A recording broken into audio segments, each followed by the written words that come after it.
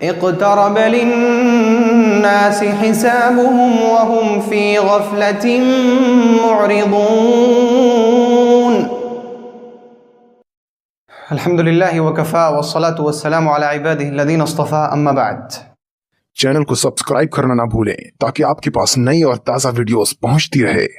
حضرت عبداللہ ابن مسعود رضی اللہ عنہ فرماتے ہیں کہ ایک مرتبہ میں نبی پاک صلی اللہ علیہ وآلہ وسلم کی خدمت میں حاضر ہوا۔ آپ اپنے کمرے میں کسی چٹائی پر آرام فرما رہے تھے۔ میں گیا تو آپ علیہ السلام اٹھ کر بیٹھ گئے تو میں نے دیکھا کہ آپ کے پشت مبارک پر یعنی آپ کی پیٹھ پر چٹائی کے نشانات پڑ گئے ہیں۔ یہ دیکھ کر میں رونے لگا۔ حضرت رسول پاک صلی اللہ علیہ وآلہ وسلم نے پوچھا، اے عبداللہ تمہیں کون سی چیز رلا رہی ہے؟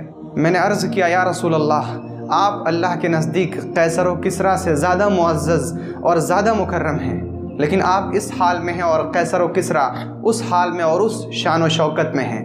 تو نبی پاک صلی اللہ علیہ وآلہ وسلم نے فرمایا، عبداللہ رو مت، ان کے لیے دنیا ہے اور ہمارے لیے آخرت ہے، یعنی ان کو دنیا میں ہی ساری نعمتیں مل جائیں گی اور ہمیں ہماری نعمتیں آخرت میں ملیں گی۔ جب سے انسان اس زمین پر آیا ہے تب سے ایک جنگ چل رہی ہے، ایک طرف ابلیس اور اس کی فوج ہے اور دوسری طرف انبیاء اور ان کے ماننے والے ہیں۔ یہ اللہ کے بندے اللہ کی طرف چل رہے ہیں اور شیطان یعنی ابلیس اور اس کی فوج ان بندوں کا پاؤں پکڑ کر کھینچنے کی کوشش کر رہی ہے، اور شیطان انسان کو اپنے راستے پر لانے کے لیے ہر طرح کے حربے اپنا رہا ہے۔ وہ انسانوں سے طرح طرح کے وعدے کر رہا ہے، ان میں تمناؤں کو اور آرزوؤں کو اور خواہشوں کو پیدا کر کے انہیں اپنے راستے پر چلانے کی کوشش کر رہا ہے۔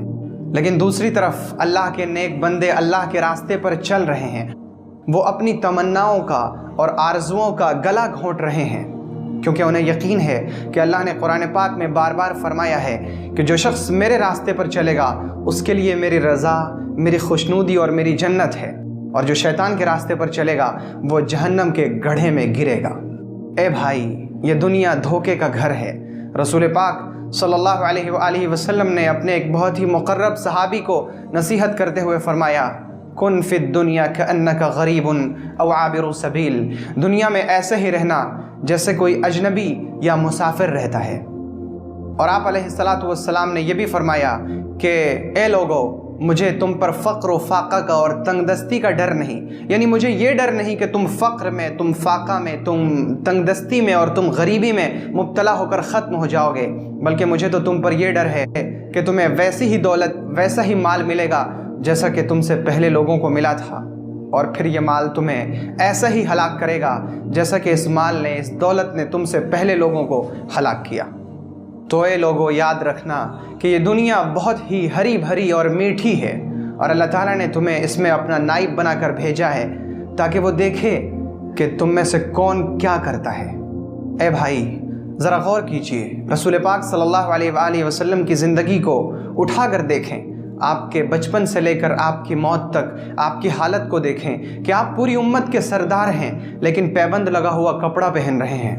آپ کے پاس بڑی فوج ہے، آپ کے صحابہ بڑی بڑی فوجوں کو شکست دے رہے ہیں، لیکن آپ کا حال یہ ہے کہ آپ چٹائی پر سو رہے ہیں، اور آپ کے پشت مبارک پر اس چٹائی سے ہونے والے داغ حضرت عمر کو رلا رہے ہیں۔